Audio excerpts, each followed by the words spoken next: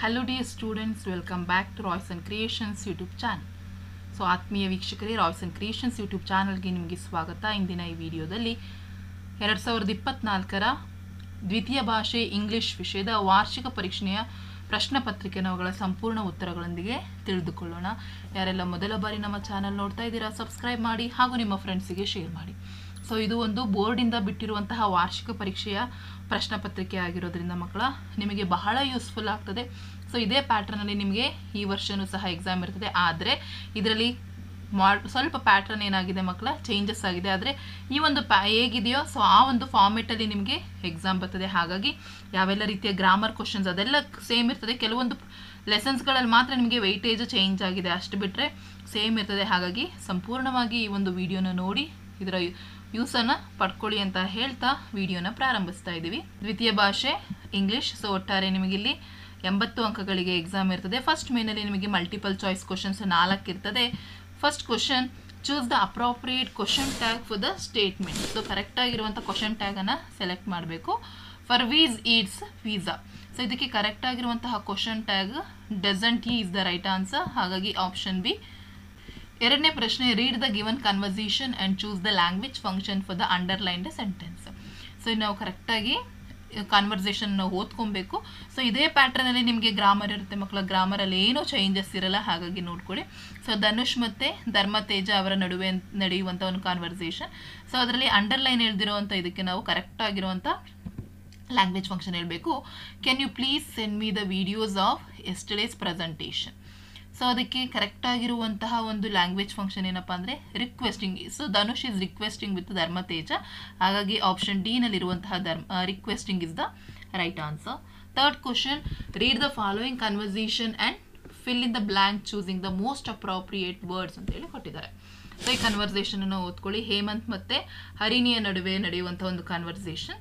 So ಲಾಸ್ಟಲ್ಲಿ ನೋಡಿ, if you had you dash scored good marks ಅಂತ ಹೇಳಿ ಕೊಟ್ಟಿದ್ದಾರೆ ಮಕ್ಕಳ. ಸೊ ಅದಕ್ಕೆ you would have scored good marks. ಹಾಗಾಗಿ ಸೊ ಆಪ್ಷನ್ ಬಿ ನಲ್ಲಿರುವಂತಹ ವುಡ್ ಹ್ಯಾವ್ ಅನ್ನು ನೀವು ಅಲ್ಲಿ ಬರೀಬೇಕಾಗ್ತದೆ. ನಾಲ್ಕನೇ question, read the following and choose the infinitive. So ಇಲ್ಲಿ ಕರೆಕ್ಟಾಗಿರೋ ಇನ್ಫಿನಿಟಿವನ್ನು ಸೆಲೆಕ್ಟ್ ಮಾಡಬೇಕು. It is a pleasure to meet a cheerful person. So ಇಲ್ಲಿ ಕರೆಕ್ಟಾಗಿರೋ ಇನ್ಫಿನಿಟಿ ಟು ಮೀಟ್ ಆಗ್ತದೆ. ಹಾಗಾಗಿ ಆಪ್ಷನ್ ಸಿ ನಲ್ಲಿರುವಂತಹ ಟು ಮೀಟ್ ಸರಿಯಾಗಿರುವಂತಹ ಉತ್ತರ. ಸೊ ಇದಿಷ್ಟು ನಿಮಗೆ MCQ ಕ್ವಶನ್ಸ್. ನೆಕ್ಸ್ಟ್ ಸೆಕೆಂಡ್ ಮೇನಿಗೆ ಬಂದರೆ ಡೂ ಆ್ಯಸ್ ಡಿರೆಕ್ಟೆಡ್ ಇರ್ತದೆ. 12 ಕ್ವಶನ್ಸ್ ಇರ್ತದೆ ಮಕ್ಕಳ. Fifth question, which one of the following word has 1 syllable. So ಅಲ್ಲಿ ನೀವು ಪ್ರೊನೌನ್ಸಿಯೇಟ್ ಮಾಡಬೇಕು. City, friend, knowledge, classmate. So pronunciation ಮಾಡಿದಾಗ ನಮಗೆ ಫ್ರೆಂಡಲ್ಲಿ ಒಂದೇ ಒಂದು ಸಿಲಬಲ್ ಇರುವಂಥದ್ದು. ಹಾಗಾಗಿ syllable is the right answer. Next sixth question, combine the word in column A with its collocative word in column B. So A ಮತ್ತು ಬಿ ಕಾಲಮ್ ಕೊಟ್ಟಿರ್ತಾರೆ. So ಕರೆಕ್ಟಾಗಿರೋ ಕೊಲೊಕೇಟಿವನ್ನು select ಮಾಡಿ. ಇಲ್ಲಿ ಶಾರ್ಟ್ ಅಂತ ಇದೆ. ಸೊ ಇಲ್ಲಿ ಟೆಂಪಲ್, ಟೇಬಲ್, ಟೆಂಪರ್, ಏರಿಯಾ ಅಂತ ಇದೆ. So short temper ಆಗಬೇಕು. ಹಾಗಾಗಿ ಶಾರ್ಟ್ ಟೆಂಪರ್ ಅಂತ ಬರೆದ್ರೆ 1 ಅಂಕ ಸಿಗ್ತದೆ.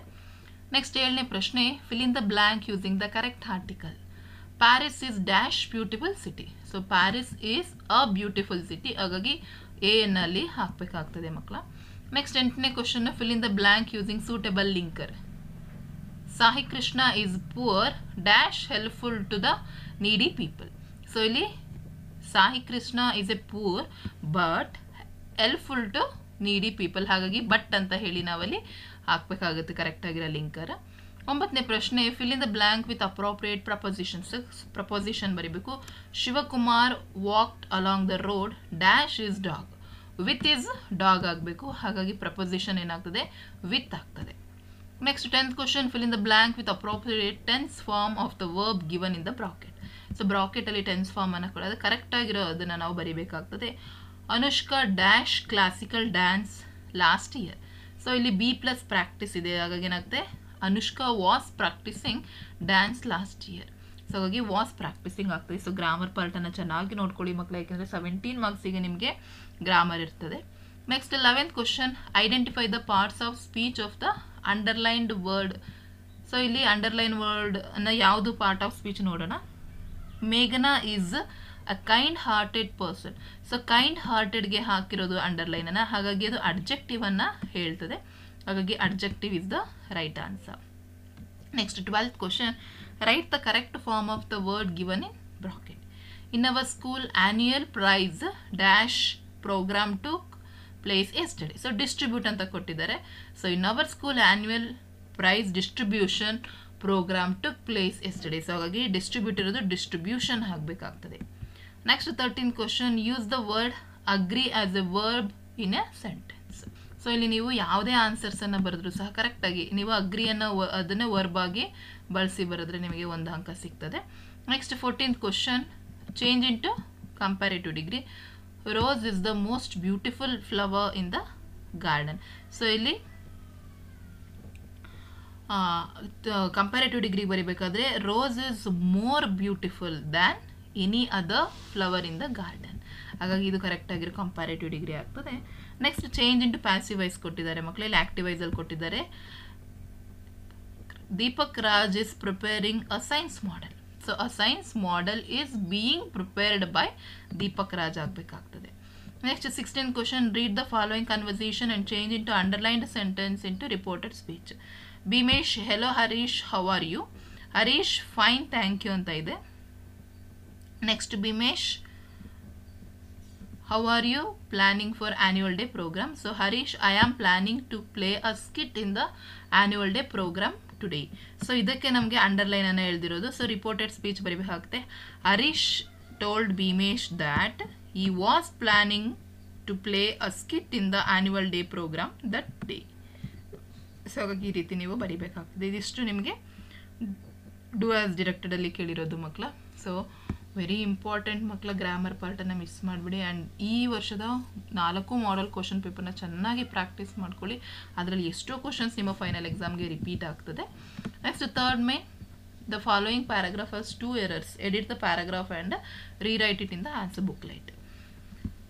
ಸೊ ಇಲ್ಲಿ ನೋಡಿ, so I boarded the fast train to Mumbai along with my parents and sister last evening. So ಇಲ್ಲಿ capital letter mistake to be corrected.